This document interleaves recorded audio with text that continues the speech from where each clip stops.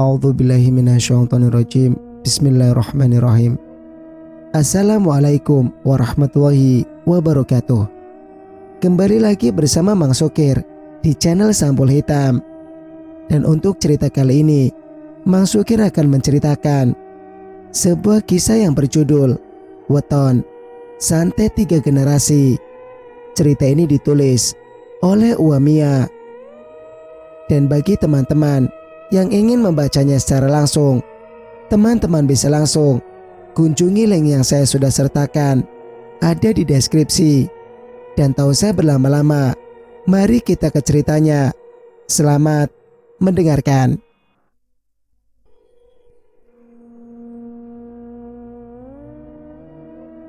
Lagi-lagi ia seperti terkena sawan. Mulutnya terkatup dan satu matanya melotot tak bergulir, menatapku tanpa ekspresi. Namun aku tahu ia sedang memberiku peringatan bahwa apapun yang terjadi, janganlah membuka mata. Aku menarik napas dalam-dalam seraya kembali memejam. Baru setelah memastikan aku aman, perempuan itu pergi. Dengan tongkatnya terdengar ia memukul-mukul jalan yang dilaluinya. Malam semakin pekat, sunyi mencekam suasana. Aku bahkan bisa mendengar detak jantung sendiri. Saat fokusku mencapai titik stabil, saat itulah hujan turun. Makin deras dan saking derasnya, apa yang selama ini bersembunyi di atas pohon gaya mulai merayap turun. Bukan hanya satu, mereka sangat banyak. Ular-ular hitam dengan mata memerah serupa bara api. Mereka menggerubungiku, mulai merayapi tubuhku, tapi sama sekali tidak mematuk. Aku menahan napas, berusaha untuk tidak membuka mata. Lalu ujung mulut mereka mulai menyuruk kelopak mataku, terus menyuruk agar aku mau membuka mata. Ini benar-benar mengganggu. Pikiranku mencari Kajiman. Tidak bisakah ia membantu? Yang di pikiran akhirnya muncul. Teriakan Kajiman membuat ular-ular itu lenyap tak bersisa. Spiritualku yang semakin peka ini mengamati gerak-gerik Kajiman. Sekalipun dengan mata tertutup, ia hinggap di salah satu kubur dan berubah menjadi seorang pria gagah dan tampan. Selanjutnya ia berjalan menyambangiku, ingin sekali membuka mata demi melihat jelas paras rupawan itu. Tapi apalah daya, ambisi keluarga Waluyo adalah tujuan utama. Yayu, kamu penasaran padaku? Aku tidak pelit untuk berbagi kisah, ungkapnya lembut. Aku tertegun, ada rasa sendu yang perlahan menari. Ini adalah kisah pilu tentang seorang pria yang jiwanya terjebak di masa lalu. Awalnya aku bingung bagaimana harus bicara dengan Kajiman, sementara aku dilarang membuka mata juga suara. Aku tahu bahwa jin umumnya membaca pikiran manusia. Oleh karena itulah aku lantas membatin. Penasaran apanya? Saya udah tahu kamu itu jin peliharaan keluarga Waluyo. Hanya itu. Kajiman membuang napas halus. Dalam rupa manusia, hawa tubuhnya sarum kembang kantil. Ia lantas merebahkan punggung pada lempengan batu yang kududuki. Iya, aku memang jin, tapi bukan sembarangan jin. Bagaimanapun pernah hidup sebagai manusia. Aku terhenyak. Pernyataan Kajiman membuat waktu seakan berhenti di situ. Kamu gak bohong kan? Batinku mendemo. Kajiman kembali duduk tegak. Sudahlah Yayu, jangan dimasukkan ke hati. Mungkin saya hanya sembarang bicara. Ngomong ngawur, batinku merutuk. Pantas Laras sering memarahimu. Kamu memang menjengkelkan. Kajiman tertawa pelan. Menjengkelkan bagaimana? Kalian aja yang gak sabaran, celetuknya. Ya udah, kasih tahu jin apaan kamu itu. Kalau enggak, akan kubuka mata dan kubatalkan ritual ini, batinku mengancam. Kajiman nampak ketar-ketir. Ia mendengkus ketakutan. Perempuan Sabtu Kliwon memang keras hati ya. Kalau udah tahu sedikit, maunya harus sampai tuntas. Aku tak lagi membantah, sebab yang dikatakan Kajiman benar adanya. Bau-bau kesedihan pun perlahan menjalar saat ia membuka suara. Yuk, asal kamu tahu, Kajiman itu sebutan umum untuk ruh manusia yang ditolak di alam orang mati. Ditolak kenapa? Kamu pasti penasaran lagi kan? Aku mendengkus. Iyo, aku dulunya mati gantung diri. Tapi bukan keinginanku, melainkan oleh tekanan keluarga Waluyo. Semua bermula dari keluargaku yang adalah keluarga kunci. Kubiarkan Kajiman terus bercerita, sementara dalam sikap mata memejam. Sesekali kuawasi sekitaran.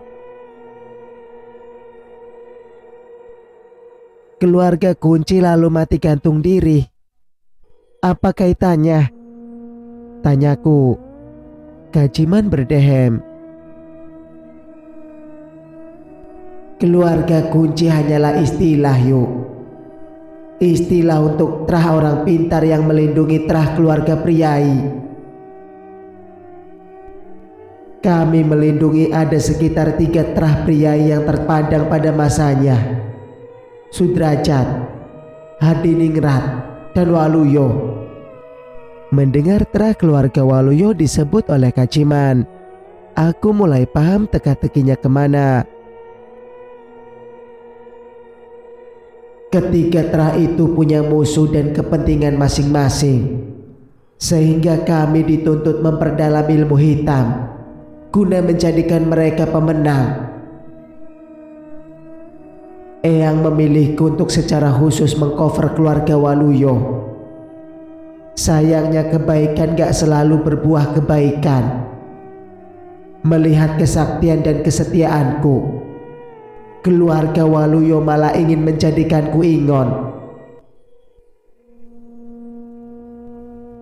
Kok serem ya? Masa manusia menjadikan sesamanya sebagai jin peliharaan? Batinku bergidik. Perkara ini tentunya menggerogoti sisi lain yang tak mampu dijamah manusia normal. Hampir mustahil dan sangat tersembunyi dalam lapisan masyarakat Jawa. Namun toh betul adanya. Begitulah kalau menyembah ambisi, apa saja dihalalkan yuk. Waluyo sudah lama pengen punya ingon, terlebih yang jenisnya Kajiman. Kajiman, batinku mengulang. Yuk, Kajiman adalah jin yang bukan berasal dari bangsa jin. Kami berasal dari roh manusia yang ditolak dalam kubur karena semasa hidup telah bersekutu dengan ilmu hitam. Bangsa Kajiman dipercaya lebih hebat dari jin manapun, sebab kami paham betul seluk-beluk manusia. Kajiman menjelaskan panjang lebar, dan kini aku penasaran siapa nama aslinya.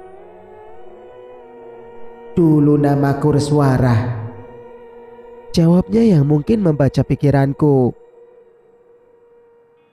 Apa dulu kamu memang setampan ini? Tanyaku getir. Yang aku tahu, jin sifatnya manipulatif. Bisa saja kau sedang mengelabuiku. Reswara alias Kajiman tertawa kecil. Ia mendelik sejenak, hendak menampik tudinganku. Tapi suara Pak Waluyo tiba-tiba menggema di sanubari. Kajiman, Kurang ajar. Kamu di mana? Segera beralih ke rupa makhluk mengerikan. Kajiman pergi tanpa sempat berpamitan padaku. Obrolan dengan Kajiman begitu membekas. Sampai-sampai aku lupa bahwa kini sudah pagi. Apalagi mendung. Menciptakan filter suasana nampak abu-abu. Pelan, ku buka mata. Di sisiku sudah ada segelas teh melati.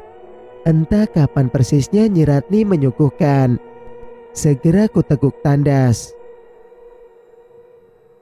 Kau lihat kuburan itu yuk. Tiba-tiba Nyi Ratni bersuara dari balik punggungku. Aku mengelus dada yang berkedut kaget. Setelahnya ku tatap hamparan kuburan di depan sana.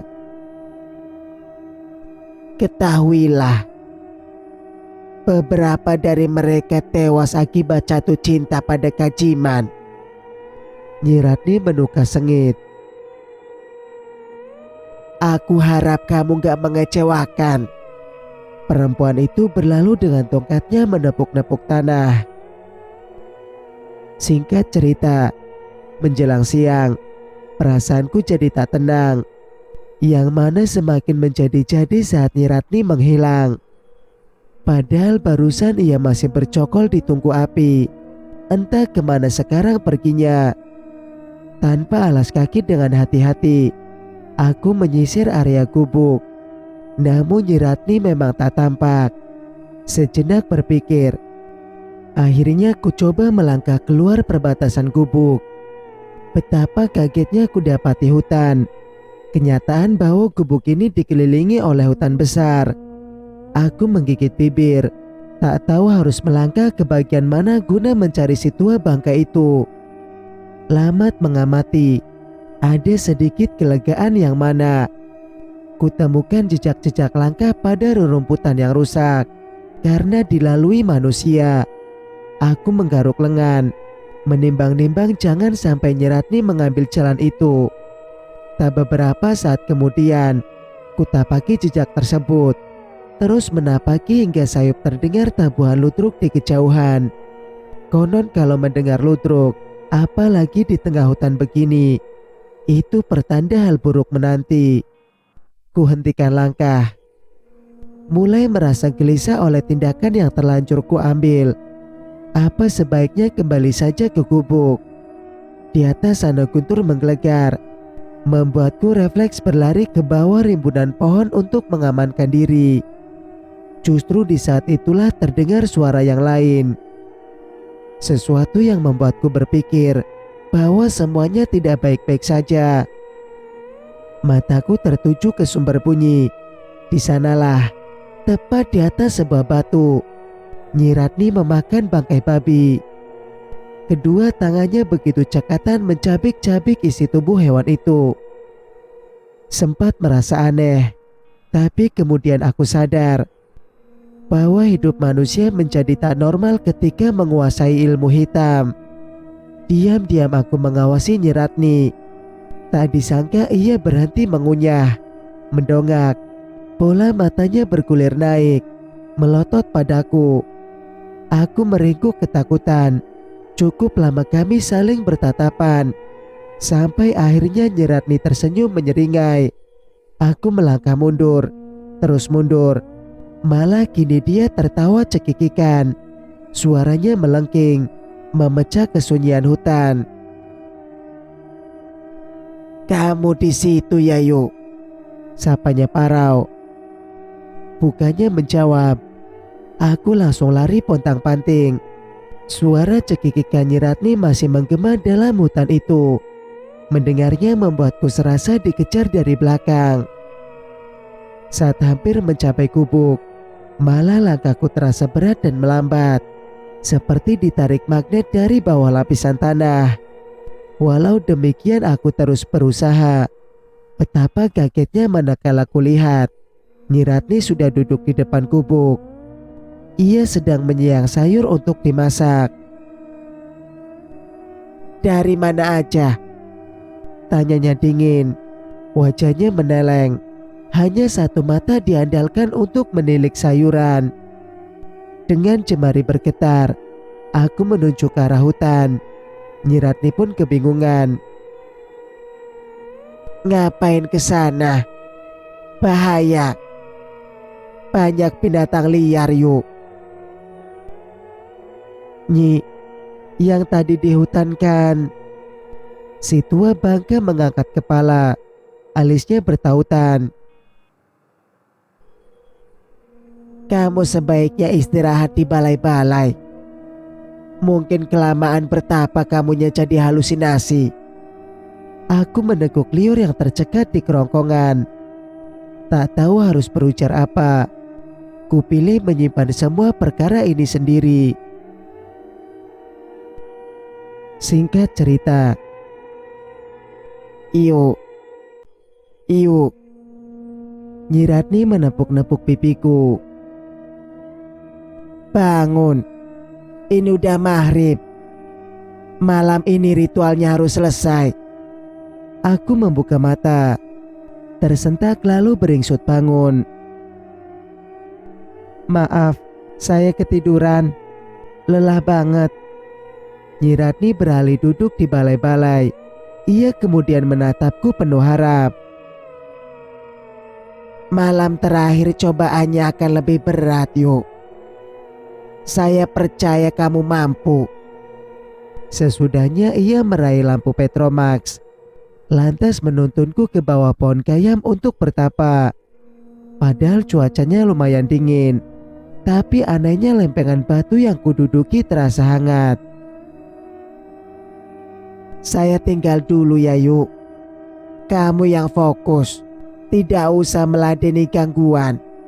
Arahkan pikiranmu ke keluarga Santoso. Ingat, musuh Waluyo berarti musuhmu juga. Aku meneguk liur, menatap kepergian Nyi Ratni yang menenteng lampu Petromax. Setelahnya aku pejamkan mata. Suasana kini gelap total. Fokusku belum mencapai titik stabil. Namun pikiranku diseret sebuah ruangan yang pernah kulihat malam kemarin. Leherian Santoso, lelaki uzur itu masih bercokol di meja kerjanya. Tubuh yang tidak lagi tegap, lemah dimakan usia, membuatnya sesekali menjeda. Hanya untuk menarik nafas dalam-dalam, lalu kembali menulis. Saat fokusku mencapai stabil, kulihat pintu ruangan itu didorong. Sempat gugup, jangan sampai Pak Waluyo. Namun ternyata seorang pria muda dengan kurat Tionghoa di wajahnya. Ada apa? Tanyanya datar. Si pria uzur belum mengangkat kepala. Lalu si pria muda melanjutkan. Aku gak tertarik sama perusahaanmu kakek. Jangan harap aku mau bergabung. Leherian Santoso. Si bos besar itu menghentikan aktivitas menulisnya, mendongak menatap cucunya. Bukan untuk itu kamu kupanggil. Memicing mata si pria muda. Lantas apa? Perusahaan ini terkena kutukan. Satu persatu mati gak wajar. Apa kakek masih waras sekarang? Jahiskil stop. Leherian Santoso nampak marah. Semua orang mati atas izin Tuhan. Tapi hidup harus tetap berjalan. Jahiskil terkekeh. Ia menggeleng tak percaya. Untuk beberapa saat mereka saling diam. Lalu Jahiskil bersuara lirih. Sangat sedih tapi berusaha terlihat tegar. Malam itu, aku melihat ibuku berlari ke dapur. Ia mengambil pisau yang biasa dipakainya mengiris kentang. Lantas ia tertawa cekikikan, memainkan pisau di tangannya. Di depan mataku, ia menusuk-nusuk perutnya sampai bersimbah darah. Tangis Jahiskil pecah di ruangan itu. Berkali-kali ia meremas rambut. Kakeknya mendekat, lalu memeluk cucu satu-satunya yang masih hidup. Dalam keluarga kita, aku ini garis yang pertama dan kamu yang terakhir. Artinya sulit disantet. Kalaupun aku mati nanti, itu karena faktor usia, ungkapnya menenangkan sang cucu. Jeskil Santoso mendekat erat bahu kakeknya. Ia kini merasa lebih tenang. Masih mengamati penglihatan itu, tiba-tiba aku dikejutkan oleh tangan dingin yang menyentuh pundakku, lalu memijat lembut, seolah ingin membuatku senang. "Yuk, kamu sudah lihat kan?" tanyanya dengan suara yang syahdu. "Kasihan keluarga Santoso. Batalin aja niatmu yuk. Jangan menambah dosa." Aku bergeming, masih dalam sikap bertapa. "Buka matamu yuk. Lihat kuburan-kuburan itu. Mereka semua menatapmu," rayunya. "Yayu, buka matamu," teriaknya sengit. Suara itu sama sekali tak ku kenal. Siapa dan apa tujuannya menggangguku? Tanpa membuka mata, kulihat banyak orang duduk di atas kuburan. Semuanya pucat pasi, ciri khas mayat hidup. Aku meneguk liur, berusaha untuk tetap fokus. Melihat keteguhanku, rombongan mayat itu tertawa bersamaan. Satu persatu mulai berdiri, lalu mendekatiku. Apa yang selanjutnya terjadi ialah mereka berputar mengelilingiku sembari bernyanyi. Begitu datar, begitu menakutkan. Nyanyian itu terus diulang-ulang, makin didengarkan, makin membuat pusing. Fokusku buyar, tak tahan lagi ingin sekali berteriak. Syukurlah Kaciman muncul. Ia terbang berantakan, menyerang gerombolan mayat tadi. Mereka pun lenyap. Senyap. Napasku masih bertalu-talu saat Kaciman berganti wujud, tegap lagi tampan. "Reswaramu ada di sini yuk. Jangan takut," ucapnya teduh. Batinku bergeming, sama sekali tak berniat menjawab. Terngiang ucapan Nyiratni bahwa jatuh cinta pada Kaciman bisa berakibat fatal. Nyawa di depan mata. "Kamu itu jangan terlalu percaya sama si tua bangka," keluh Kaciman. "Bukan hanya Waluyo yang punya kepentingan di sini. Nyiratni tak jauh beda." Aku hampir tersedak. Jemariku yang membentuk mudra berganti menekan dada. "Maksudmu apa?" Kaciman terkekeh. "Kamu akan segera mengetahuinya yuk." Ketusnya lantas berubah wujud diikuti melesat terbang, menghilang entah kemana. Aku mendesah, kembali menyeimbangkan pikiran guna mencapai titik fokus. 1 atau 2 jam kemudian, pikiranku dibawa ke sebuah rumah megah, rumah keluarga Waluyo. Aku melihat seorang wanita muda sedang mengepel lantai. Dari pakaian yang dikenakan, jelas sekali bahwa ia seorang asisten rumah tangga. "Sundari, buatkan saya teh.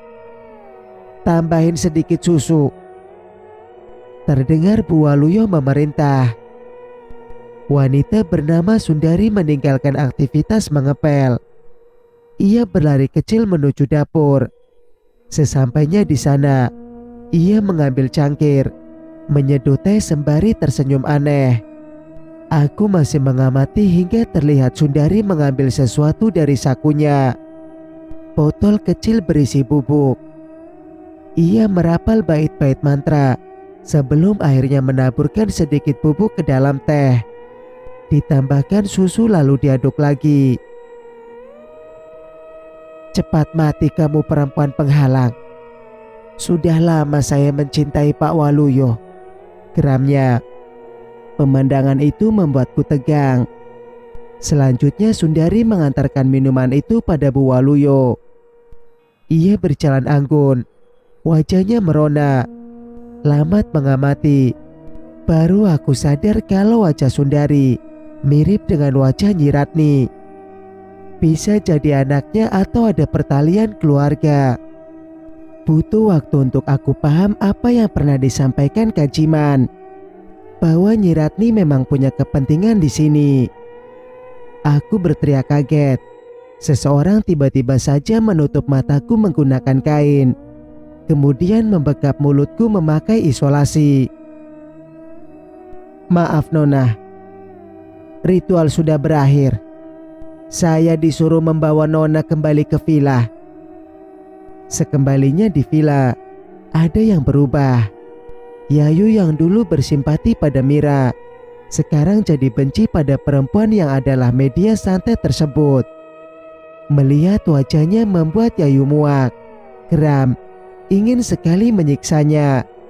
Padahal Mira tak pernah mengusik. Entah kenapa bisa demikian. Yayu terkadang bingung. Kewarasan Yayu seolah ditekan ke dasar jiwa yang paling dalam. Lalu sesuatu yang lain merasuk berkuasa penuh atas tubuhnya. Yayu memanglah Yayu, tapi jika Yayu tanpa Yayu, maka Yayu bukanlah Yayu. Nyi Ratni pun demikian. Si tua bangke itu memiliki dua sisi yang bertolak belakang, sulit dipahami. Ia kerap mengidung seraya menggambar raja-raja. Rambut yang biasa ia sanggul rapi, dibiarkan tergerai menutup separuh wajah. Sering pula ia tertawa cekikikan dengan satu bola matanya melotot tak bergulir. Masih dalam villa yang sama, muncul sosok Nyi Ratni lain. Sosok itu sama sekali tak bicara. Rambutnya tetap tersanggul. Hanya saja ia sering menunduk saat berjalan. Satu kakinya yang pincang diseret tergesa-gesa. Singkat cerita, malam itu hujan turun amat lebat. Yayu merasakan emosinya meletup ke ubun-ubun. Baru ia tahu, ternyata dirinya tak menyukai bunyi hujan. Yayu pun terjaga, masih di atas ranjang kala ia meremas ujung selimut. Untuk sekian waktu dinikmatinya emosi yang bergelora. Hingga tibalah di satu titik, di mana tubuh Yayu kemasukan roh santet. Sontak dia tertawa nyaring. Begitu menggilai, semakin menggila lagi. Manakala wajah lesu Mira melintas di pikiran. Lalu kaitannya dengan Lehrian Santoso, lelaki uzur yang dilihatnya waktu bertapa. Yayu tertawa.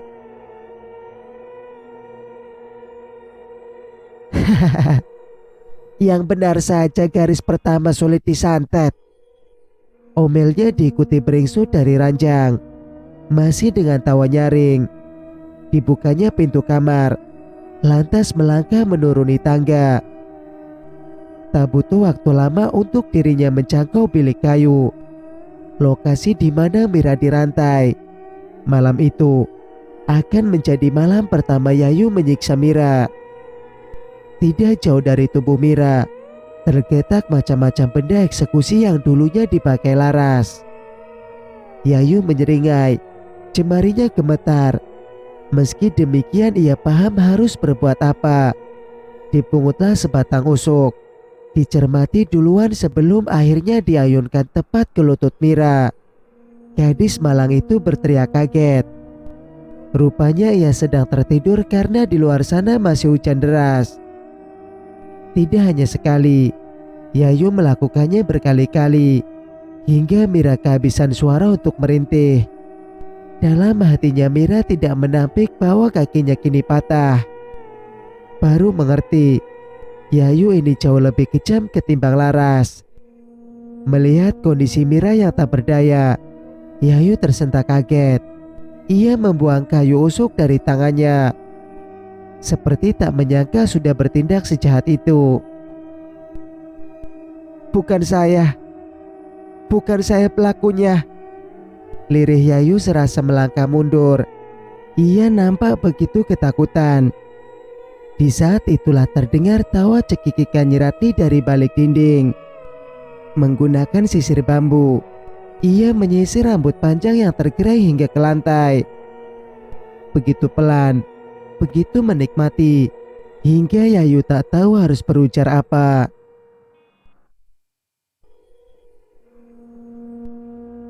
Cerita pun bersambung. Jika kalian suka dengan ceritanya, jangan lupa untuk like, komen, dan subscribe channel ini agar bisa mendengarkan cerita-cerita berikutnya. Wassalamualaikum warahmatullahi wabarakatuh.